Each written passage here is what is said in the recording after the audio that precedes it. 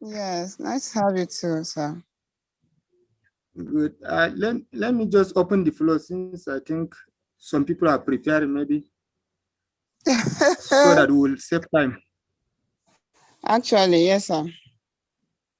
Yes, I think in module 8 we have 2 questions, 2 or 3, right? But I think it's two. It's two. Is it 2? Two questions. Yes.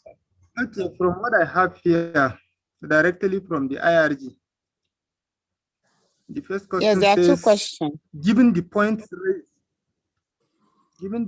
raised in this article, Yes. what do you think about the use of applications to support mental health? What are some of the pros and cons you can think of that we are not mentioned in the articles? I think this is the first question. In the Are we IRG, together? I'm saying, would tax sharing approach be possible in your setting if you are in charge? I don't know whether mine is different from yours. Please, can others confirm?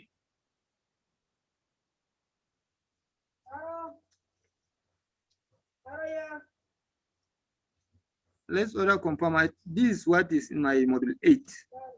Module 8 IRG. Yes. Okay, everybody, do we want this meeting held, please? Because this one, everybody is just silent like this. What are we supposed to be doing now? We are asking for a confirmation about the IRG of module 8. He should get out his printed IRG and read out the question. I think he's right on the app somewhere. He just did. And he's asking for confirmation if that is what's there, because what I am saying is quite different from his. So let's confirm and be sure of what we are dealing with, ma. That's why I'm asking for confirmation. Please, Umar, can you say the IRG again for the module 8? Yes, the IRG with me here stated that the first question stated that given the point raised in an article, which means mental health, there is an app. Do you think about the use of the application to support mental health? What are some pros and cons you can think of that we are not mentioned in the article? This seems to be the first question in my IRG. Does that correspond with yours? It corresponds with my own. Okay, all right. Okay, that's fine. So, Umar, you can go ahead. Okay. Yes, to start with, actually, we are fortunate that in today's era of technology, we have access to a wide array of devices and applications that are useful for assisting with the treatment of mental health condition. This application, however, can be great tools for coping when you are on the go and need a little support. That's when an individual has recovered with some severe symptom and is easy to handle some things by himself. So even that means the application is not no matter how good it is, it cannot be used for somebody who is severely mentally ill. You understand? Okay. So even with the many mental health focused applications available today, seeking appropriate support and therapy from appropriate mental health professionals is important. Despite the apps we have on ground, the best way of treating mental health issues is by appropriate mental health personnel. And application offering support networks and come again. That means you are not too in support of the app because it needs. I said that means you are not too in support of the use of the app. If there's a chronic situation, I'm in support of the use of the app. I'm just trying to give an idea of when is it supposed to be used.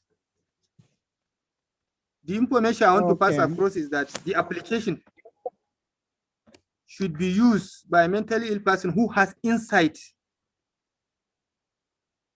Are you getting me? Hello? Yes, I am. To be used Are by we a together? mental health personnel. Yes, I can hear you. Sure. So what I'm saying in essence is that no matter how good the application is, when it comes to severe Yes. illnesses or the individual, is disoriented or doesn't have insight, he should be managed by a professional individual. Then when he recovers, like when he's on follow-up stage, he knows he's ill, you understand? He can follow up with some psychosocial intervention. This is the right time he should be using the application. You get me? Okay. Yes, I do. So in Uh, essence, you're saying that you're not disputing the fact that the app should come, but that in a chronic situation, the app might not be effective. The person should rather get the help yes, of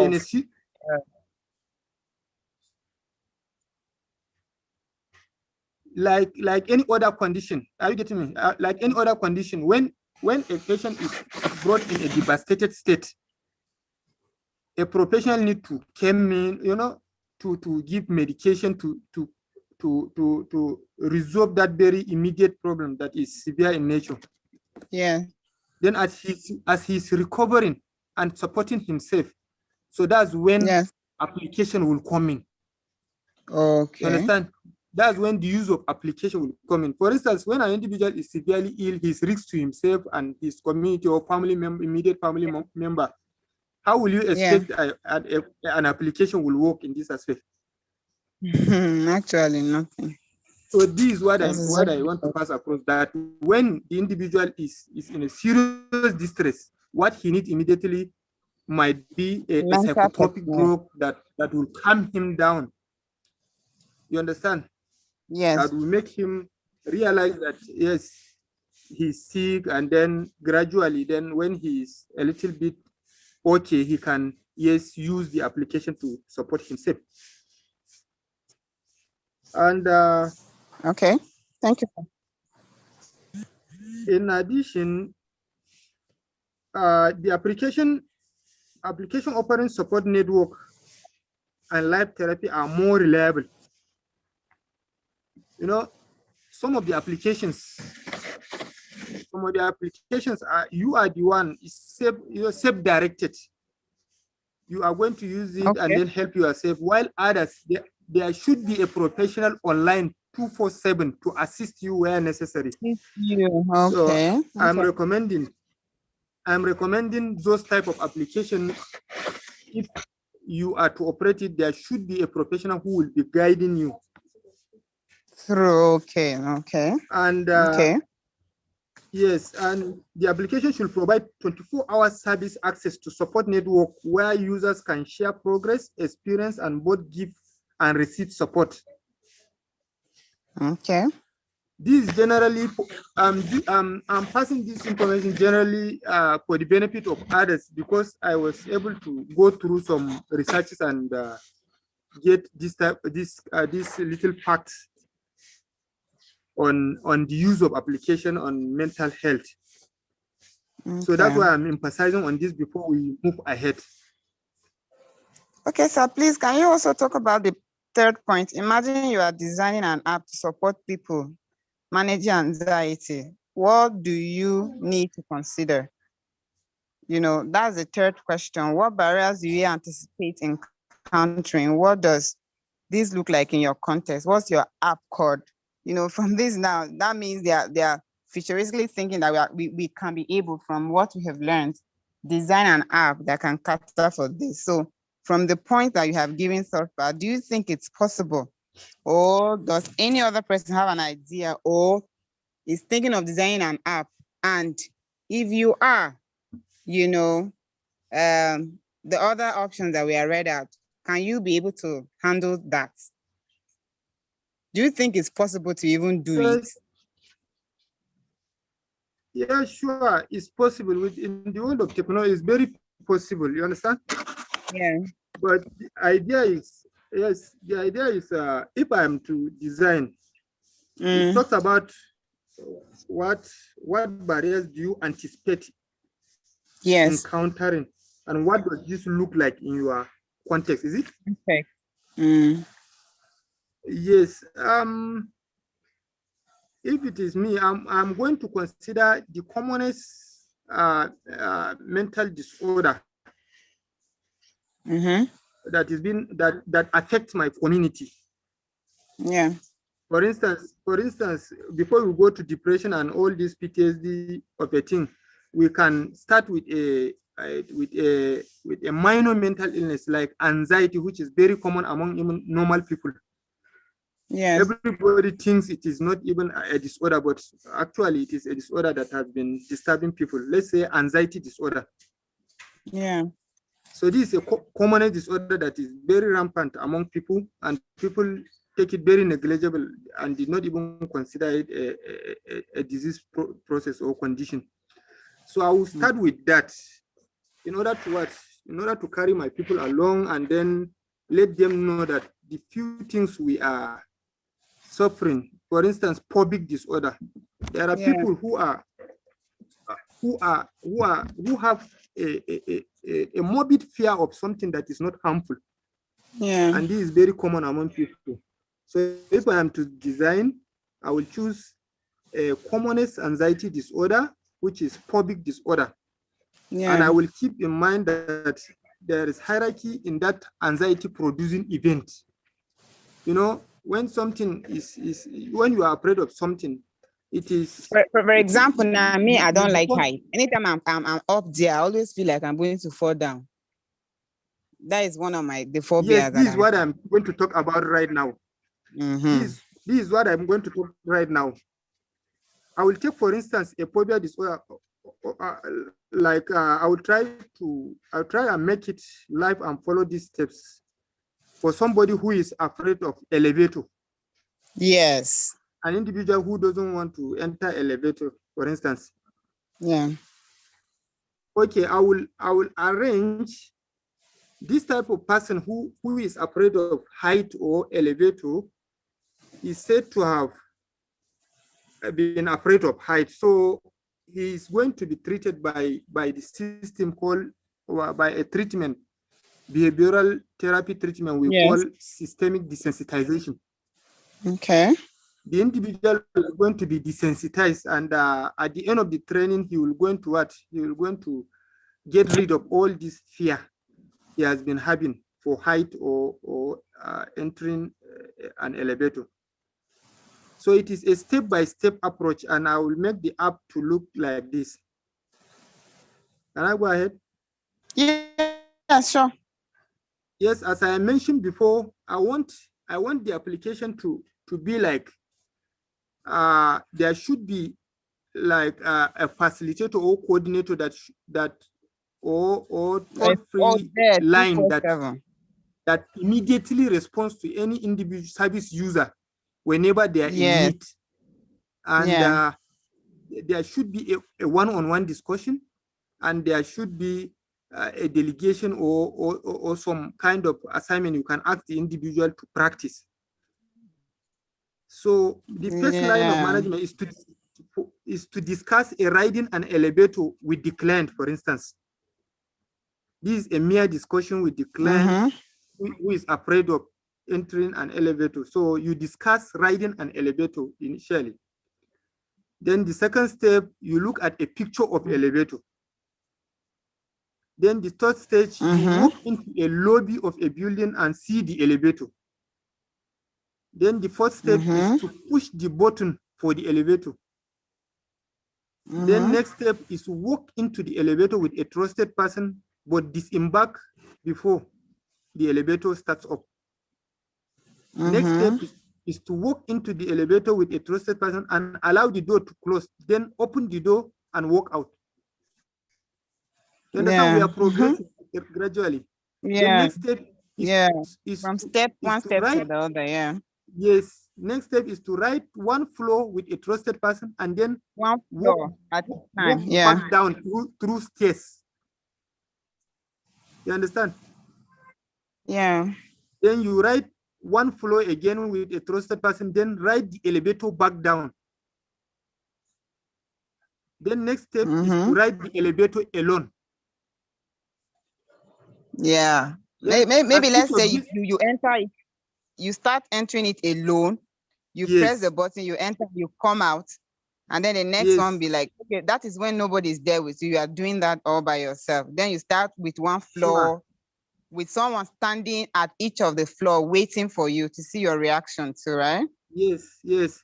And as each of these steps is attempted, it is paired with relaxation exercise as an antagonistic behavior to the anxiety. Okay. When you expose the individual to the discussion, to this step, to that step, you will allow him to relax. Okay, yes. Then when relaxation has been achieved, the client will use mental imagery to visualize the steps in the hierarchy being described by the therapist. Yes, sir. Then next step is when client become too anxious, present a scene that is lower in the hierarchy. Then finally, therapy continues until when the individual is able to progress through the entire hierarchy with manageable anxiety. Wow. So this is what will you have the code? What's the name again? Systemic desensitization. I mean, the name of your app, is that the name you will give to it? This is the name of the treatment as well, the name I will give to the application. The app. Okay. Let's hope we have it one day soon. Thank you. Thank you very much, sir. Thank you so much for your contribution. Always available, always ready to help, always ready to provide answers. We are really grateful. Okay, so quickly, we just have some minutes left. So can we go to module 9? Anybody? Doctor, do you want to say something to us about module 9? You know, if I my really reliable people that are always enlightening us more on this.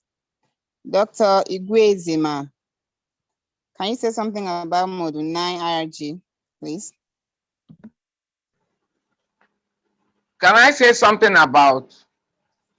Can you say something at the IRG of module 9? Humanitarian crisis. Yes. That's the one. Yes, ma'am.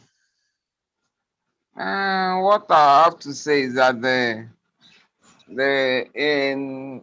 like we have learned, you know, I'm not in the field. I'm not a mental health specialist or something. But what I learned from that module is that. But I know you are not that, but you go extra mile to do research because the course is really part of you. You get it. So even from the field we've learned so far, you can be able to, even though you are not there, the research alone you've done and how you've spoken so far shows that you have grasped a lot. So you mustn't say you are into Okay. What the module 9 actually, in summary, because we don't have a lot of time, is that it states that when there's an emergency, there's any emergency in any environment, whatever the cause, whether it's violence, whether it's a natural disaster, that there's a need to attend to people's mental health needs. There's always a huge need. And that the concept is called mental health and psychosocial support. Sorry? It's called MHPSS. MHPSS. MHPSS is draws from the another agency's guideline called interagency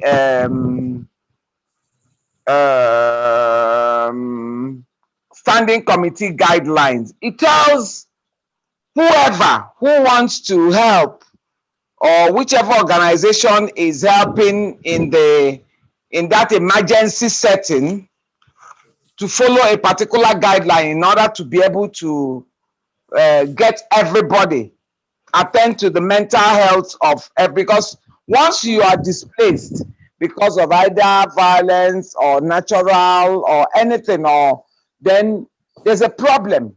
One, the social determinants of mental health are so obvious in such situation. There's no housing, there are no schools, you probably don't have the church where you attend. So there's a lot, everybody has a problem. So there's a guideline to triage people, and it follows actually a pyramidal type of triaging. At the base, you have people who just don't feel so stressed. Maybe all they need is food, they need a good house, sorry, not a good house, they need someone to lay their head. They want to make sure that they are not going to be further exposed to violence. They are usually in the majority. Once you meet their needs, you're okay with that group. So you sort them out. There's another layer. There's another group that probably are those ones that actually experience violence. Maybe their parents, their children were killed in front of them. Do you get what I'm saying? They are a different group. You have to look at them too. So those ones might need these all these things we've been learning from mental health, cognitive behavioral therapy, and other things. Then when you go forward, this group might be, they are less than the majority. But as you go higher in the pyramid, there's some people who probably had mental issues prior to the violence. Now it has worsened. So you have to look at those people critically. They might need therapy. Maybe they don't have their medications again and anything. So that is how it is done. And when you in MHS, PSS, you have to, the people who are applying this guidelines also have to be very careful.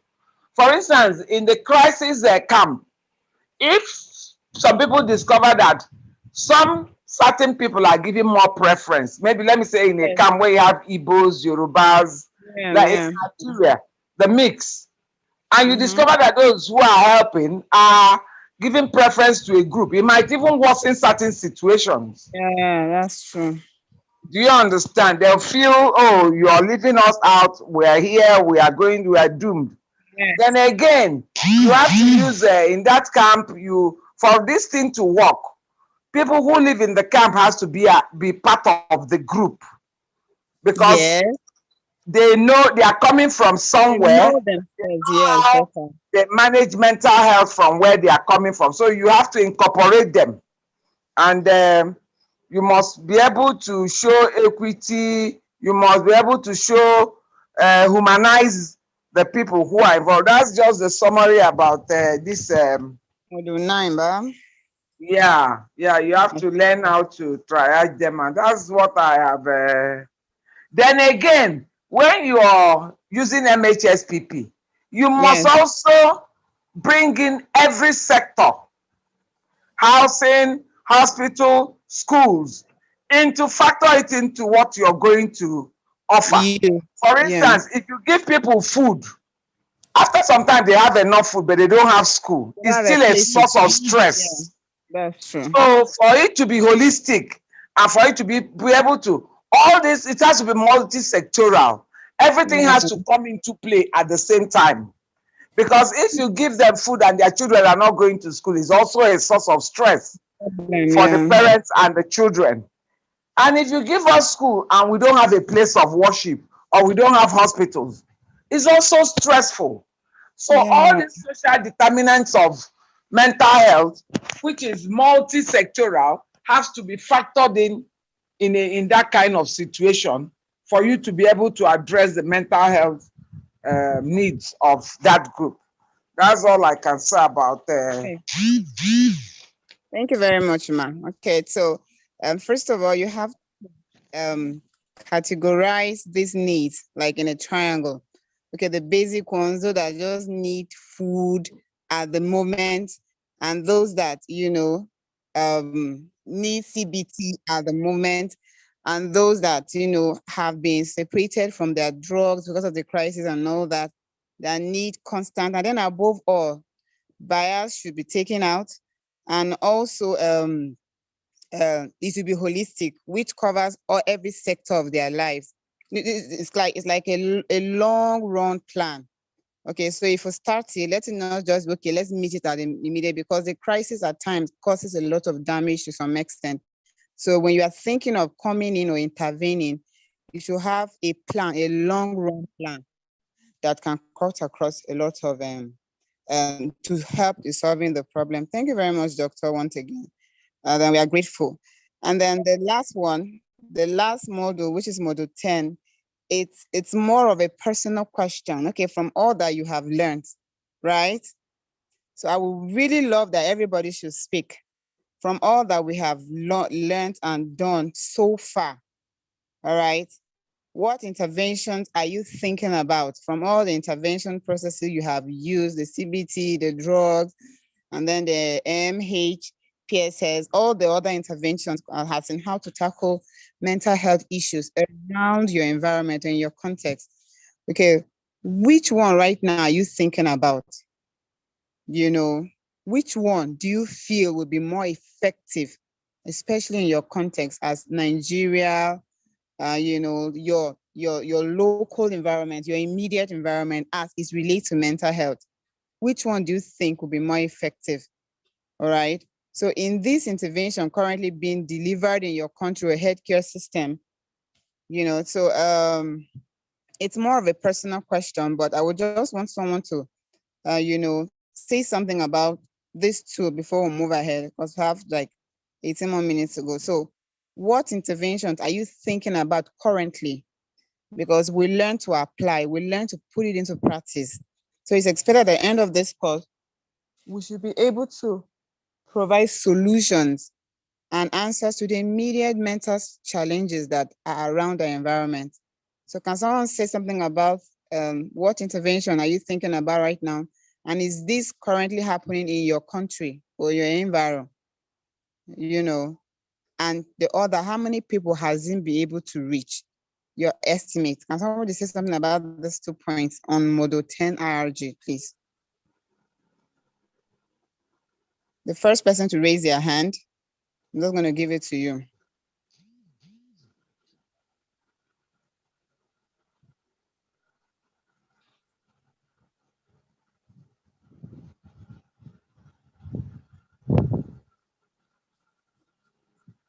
Anybody? Let me say something because I'm thinking aloud. Sorry, can I say something, Patience? Sure, man, sure. I've been,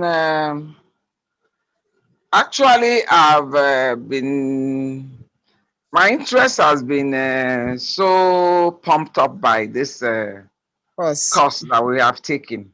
Yeah. Although it's not my area, but I was trying to do a project on mental health of anxiety and depression of professional students, students who take professional courses in the university. Okay. Then again, vis-a-vis those who attend private and public universities. Okay. Their contexts are quite different. Their challenges are quite different. So but again, let me go to those students who offer professional courses like pharmacy, which is my core area. Yeah. Since I teach in a university, I see a lot of students. Now I have, even before I started getting interested in mental health, you find that they have a lot of challenges. They don't do well in school. The way they do, maybe they don't attend. So I want an intervention, if it's possible. It's not being offered in Nigeria. Okay. Because it's that age group, it is very critical, where you can be able to detect or detect maybe by applying a tool like the PHQ-9 and find out their level of depression and anxiety. So if you use that tool, then you use non-specialists. Because what I've discovered is that if you have sessions with these children, you tend to tilt them over to think more positively and do well in what they are doing. I said such intervention, if it's implementation research, you have to do it in one university before you can think about scaling it up in such a way that it becomes a part of our university system. Yeah. There are people who are there in every university to help this age group. Remember also, all of us went to university. Some people have financial problem. Some people have all other kind of problem, maybe stress. They can't cope with the course they have chosen and everything, and it affects them. If you think so, you know, gambling is a mental health situation. WHO has categorized it as a mental health problem. Yeah. Now, I have to be proven wrong. I've done interviews with students. About 90% of university undergraduates gamble. Wow. They're either playing one. Yes, ask them. Just after this, go and ask a few of them casually. Either they are doing Bet Niger. What are they looking for? They want to make more money because the environment where they are growing up lays emphasis on money. Yeah. And so they do all those kind of things, and it's always impacting on their mental health. So what I'm saying is that this project is what I want to look at. Do it in my university, and if it works out, then you within because usually you must have a limited resource. And I'm not ignorant of the fact that we don't have a mental health specialist. In my university, we might not even have up to one psychiatrist in the hospital. You know, the statistics for Nigeria is a bit frightening. Not only for Nigeria, it's for all third world, low income and low and middle income countries. But Nigeria is a bit peculiar because our population is large. We have about 300 million citizens, but I don't know the number of psychiatrists we have. So what are we going to do? I look at myself, you can't just dabble into this. You have to be trained by a specialist. And you have to, if it's a cascade training, we saw that in South Africa, the cascade training did not work so much, where you train one person and he or she goes to train other people. It's not the same. Train the trainers in mental health. It might not work very well. So it's a big challenge, but let me see what I can do with this course.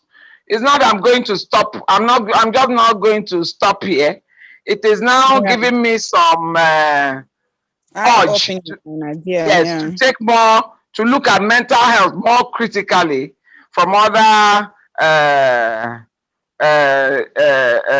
angle, not just with because with what we have learned, it's just like a teaser. It's like there's a problem. What do you do about it? Then look at ways to be able to do more so that you can be able to help in what you're doing. Those who are in the field already, it's good. They can use what they've learned, but some of us I hope the fire does not just go off after this week. If you not go out though, because we need it seriously, please. Thank you very much. Thank you so much, man. Thank you. That means this course has it's an eye opener right now. At least out of 1,000, if one person can stand out, you know, we need one out of the crowd to be able to say yes, you can do it, and then we're going to get it. Thank you so much, man. That means we already have how will I put it now, a pioneer who you are not even in the mental health sector, but you have picked it up as a responsibility now. And we are trusting God and hoping that you will keep pushing on with it. And we'll see the light at the end of the tunnel, man. Thank you very much once again. All right, please, I'm going to give this room for questions. If you have any questions to throw into the house, for anyone to throw more light on any of these three models, quickly, we just have 10 minutes left. So quickly, let's just put up our questions now so that we can see how far we can go within minutes. Thank you. Please, let's not be silent once more. Ask your questions now.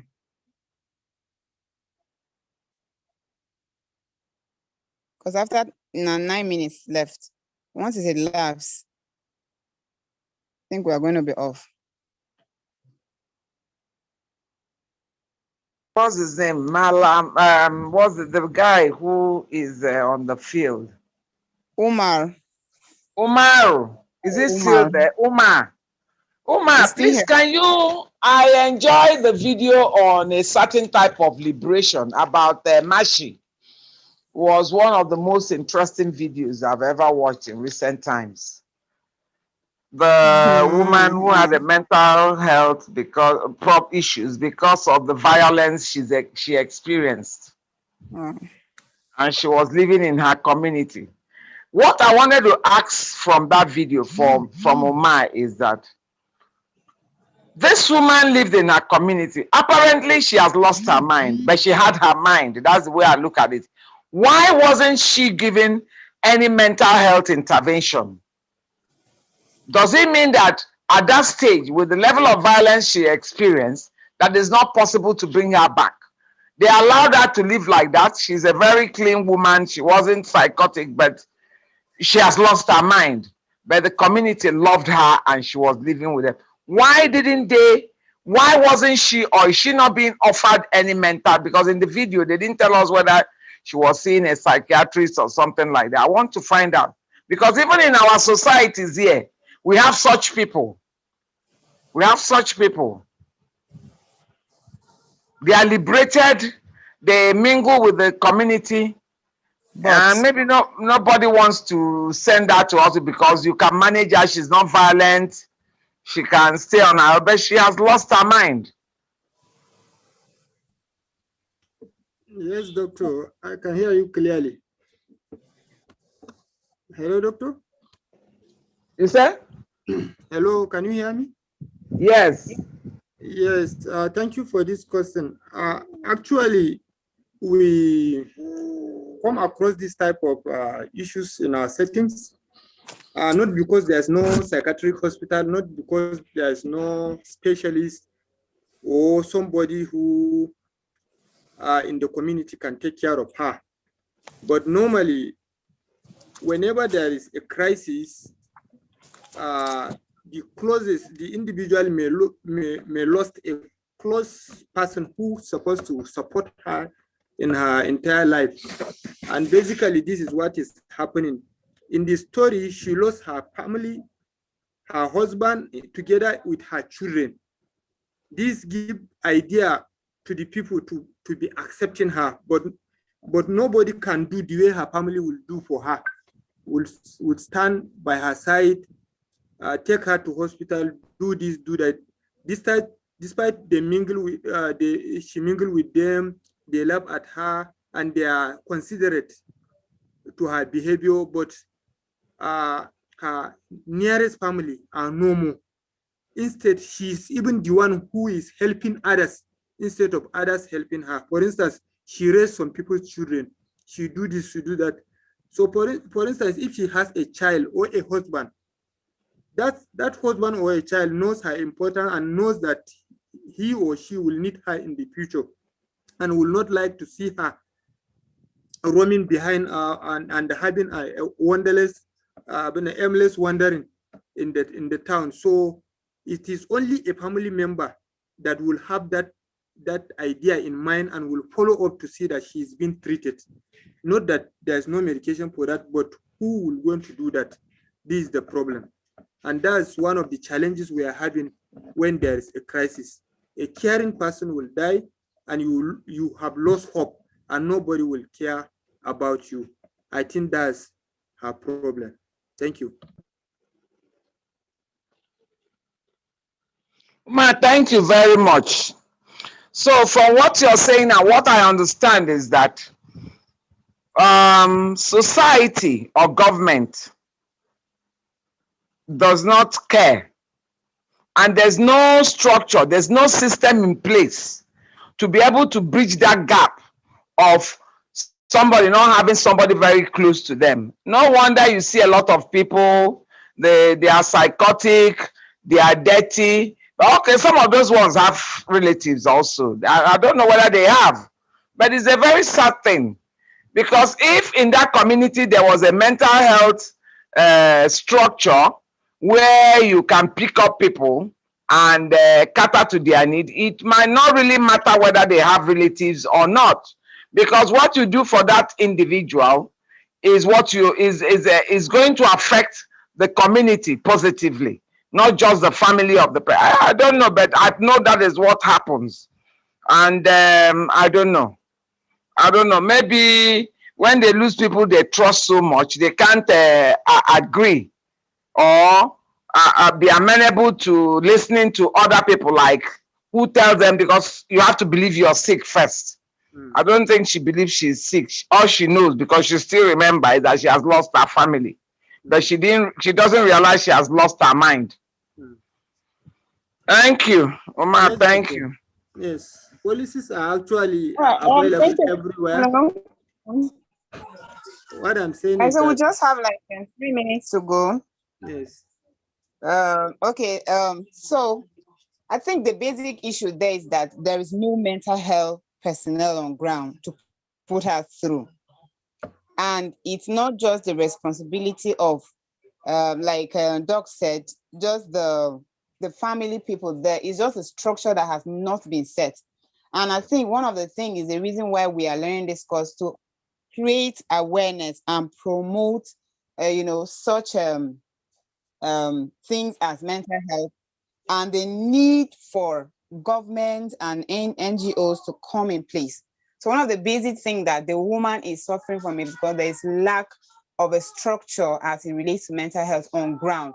That is why she's not being taken care of, in as much as she's standing up and still going through and managing herself and also helping other people. She's not okay.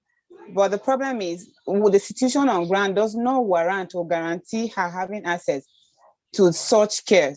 So that is the need for promotion and, pushing this particular course or the issue of mental health into every area and sector that we find ourselves in. All right. So I think that's why she's suffering. She just needs to be a structure on ground for such to be effective concerning her. So in this case, as African, we just end up with let God help her in such case, But it's well. Thank you everyone so much for coming out this evening once again. Someone was asking a question about Module 9. And when we started, everywhere was quiet. And I was asking, okay, anyone to speak? You could have come in with your question at that time. We spoke about Module 9, so sorry. So I think what will happen is you can go up to the WhatsApp group and still put your question there and chat with anyone. I know we are family here right now because we are doing the course together. So you can feel free to chat with anyone that can put you through, or put some questions on the group and someone can answer you. That is why we have the group WhatsApp, please. But for now, our time is really running very fast. So we just have to end this meeting for now, and we'll move on to the group and have any other question there and see how we can put ourselves through with it. Module 9 was even how many last week? So I don't know. It's well. Okay. So thank you everyone once again for coming out for this time. Congratulations for making it to the last module. And I'm very sure you have been doing well, and your scores and grades have been wonderful as well, because no one has reached me as it concerns their grade not being good or bad.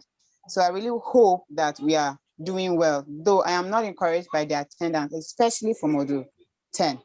So please, you can quickly do that before I submit it this night. That will be very, very fantastic. Have a good night, everybody. Costa, we are still waiting for our toast. Can you say something about that? Costa, it's not here again. Hello. Hello. Yes, Costa, good evening once again. Good evening, ma. So it's past dinner time already. This is 9 catch p.m. you. Quite early. We can shift it. Dinner, we can always have dinner. So just give us the days we are shifting it to. Okay. Then you set up the Zoom meeting and we'll come along. Do we have another gathering after this? You can make it happen. Okay, fine. So I'll have that discussion with you and they have run of that. It's all right. Thank you very much once again, everyone, for tuning in. Thank you so much for the support. Thank you. And thank you for your patience. And throughout this course, there was no cause for anybody to query any other person, and you show love and cooperation through it all. I'm grateful for working with you. And I hope our grades come out wonderfully and our certificate delivered to us in peace. God bless us all. So you can just unmute and say hi to everybody as we say good night to each other. Hi. Hi. Good night. Bye, Good night, everybody. everyone. Please just comment. Get your discussion on the group so that I can put down your name, please. Thank you very much. So, see you all. Phoenix Bye. says good night. Good night. Night. Hi, good night, everyone. Good night, Habron. Bye, Diva.